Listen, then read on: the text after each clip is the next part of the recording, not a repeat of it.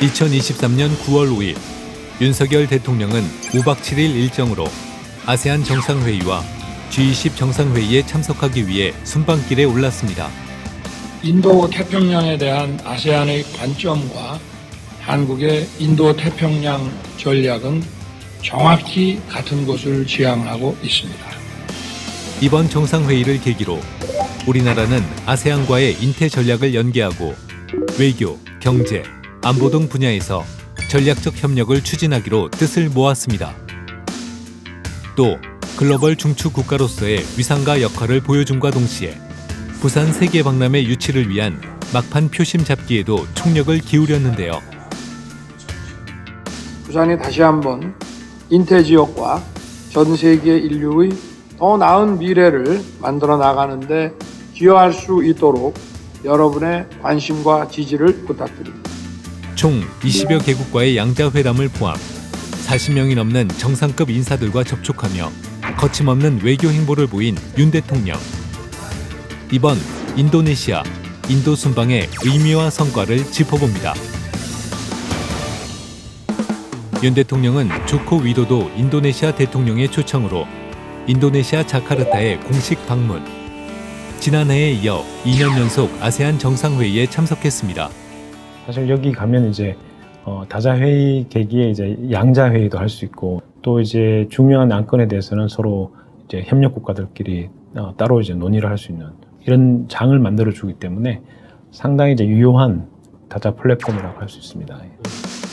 우리나라의 안보 경제에 매우 중요한 지역 중 하나인 아세안. 현재 세계 5위 경제권으로 핵심 광물을 포함한 자원이 풍부해 안정적인 공급망 구축을 위해서도 중요한 지역이고 무엇보다 인도양과 태평양을 연결하는 지정학적 요충지이기도 합니다. 가장 빠르게 성장하는 국가들이 모여 있거든요. 그리고 인구가 일단 거의 6억 8천만 명에 이르고 있습니다.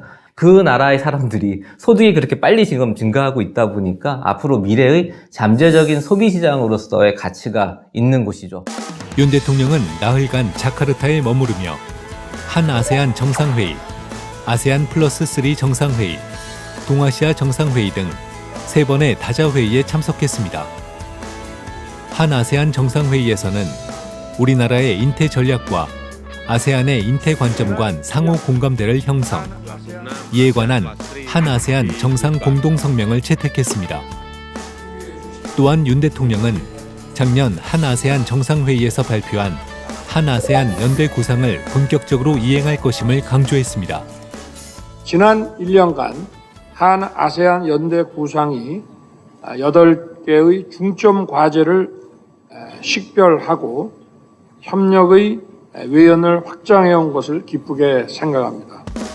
한 아세안 연대 구상은 아세안의 전략적 중요성에 주목하고 정치, 군사, 안보, 경제안보, 사회, 문화 등 전 분야에서 협력을 강화하기 위해 만들어진 것으로 한 아세안 중점 협력 분야와 한국판 인태 전략의 3대 비전인 자유, 평화, 번영을 연계한 8대 중점 추진 과제로 구성되어 있습니다.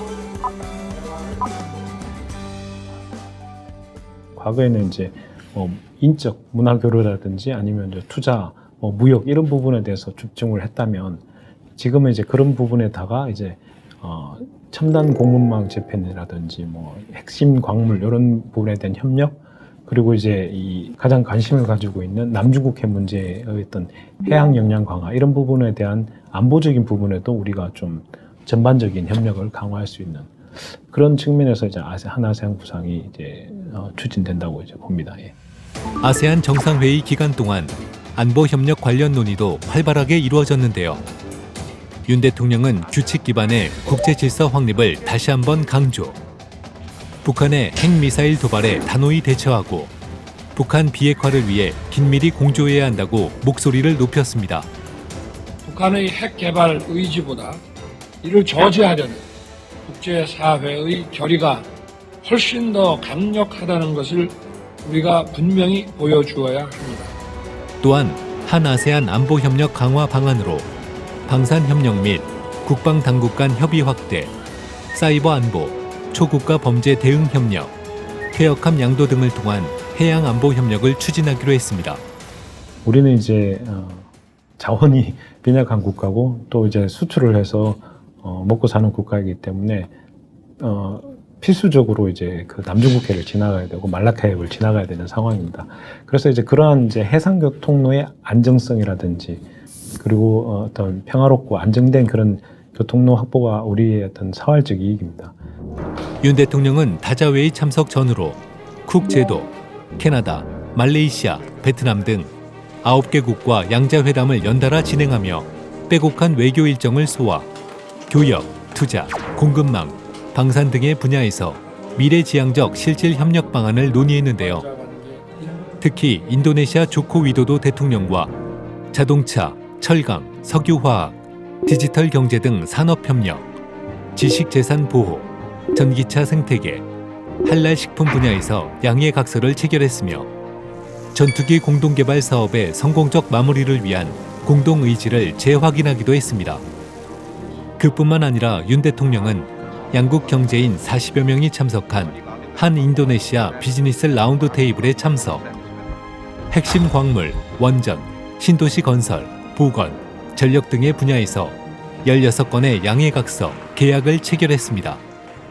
특히 더 중요한 거는 이 아세안 10개국이 무관세 지역입니다. 어느 나라에서 생산하든지가 아니 아세안 내에서 생산한 것들을 가져다가 생산할 때 활용할 수가 있기 때문에 그런 측면에서 봤을 때 우리나라가 이번 협상을 통해서 더 많은 어떻게 보면 생산을 효율적으로 할 수 있는 기반을 마련했다 이렇게 볼 수도 있을 것 같습니다.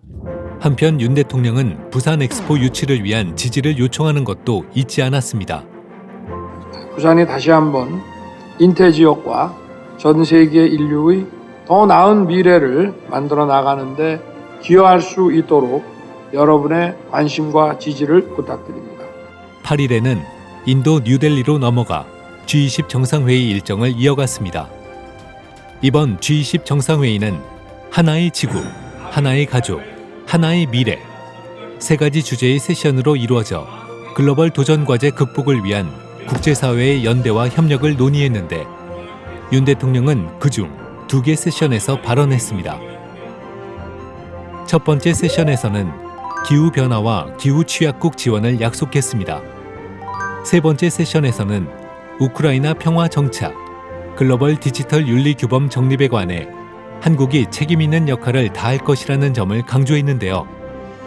윤 대통령은 디지털 심화 시대인 지금 디지털 격차, 사이버 범죄, 가짜뉴스가 세계 시민의 자유를 위협하고 있다면서 디지털 규범을 새롭게 정립해야 한다고 거듭 강조했습니다. AI가 이미 우리 일상 속으로 많이 파고들었잖아요. 근데 이 AI에 대한 우려가 지금 상당히 많이 진행되어지고 있습니다. 근데 AI를 어떻게 다뤄야 될지, 또 AI가 우리 인류에게 어떤 영향을 미칠지에 대한 고민을 우리가 좀 등한시한 게 아닌가, 그 편의성에만 지금 빠져 있는 게 아닌가라는 생각이 들거든요. 그래서 디지털 윤리규범을 만든다고 하면 우리가 앞으로 어떻게 대응해 나가야 될지에 대한 모범을 만들다는 측면에서 의미가 있다라는 생각이 듭니다. 이번 G20 정상회의에서는 아프리카 연합의 합류가 결정되었는데 윤 대통령은 이를 축하하며 내년 최초로 서울에서 열릴 예정인 한 아프리카 정상회의에 서아프리카 국가경제공동체 의장인 티누부 나이지리아 대통령, 아잘리 코모로 대통령, 저그노스 모리셔스 총리를 초청했습니다. 우리가 글로벌 중추국가로서 기능을 하겠다라고 밝혔었잖아요. 근데 글로벌 중추국가로서 개도국을 지원을 확대하겠다고 했는데 구체적으로 아프리카에 대한 전략 이런 건 아직 없거든요. 그렇지만 인도는 오랜 역사적 경험이 있기 때문에 그런 경험을 바탕으로 우리랑 협력한다 그러면 우리가 한국, 인도, 아프리카로 이어지는 새로운 그림을 또 그릴 수 있을 거라는 생각이 듭니다. 대통령실에서는 우리나라 수출의 21%가량을 차지하는 아세안과 인도를 지난해 10월 이후 계속된 수출 마이너스 행진을 끝내는 발판으로 삼겠다는 구상을 그리고 있습니다. 또 수출 시장 확대 외에도 첨단 산업 공급망 다변화와 디지털 리더십 강화 등 우리나라 경제에 호재로 작용할 다양한 성과를 이끌어냈습니다. 구체적으로 우리가 어떤 것들을 이제 국제사회에 기여할지 이런 부분들에 대한 명확한 방향성이나 방안들을 제시함으로써 또 국제사회에서 한국의 위상을 좀 더 높였고 또 결국은 한국 기업의 이미지라든지 한국의 이미지가 높아짐으로써 시너지를 얻어서 결국은 이제 경제적 이유로 돌아온다고 생각을 하기 때문에 인도네시아, 인도에서 5박 7일간 순방 일정을 마치고 온 윤 대통령. 이번 아세안 G20 정상회의를 통해 대한민국 외교의 지평을 확대한 것은 물론 경제 성장의 기반을 넓히는 계기를 마련했습니다.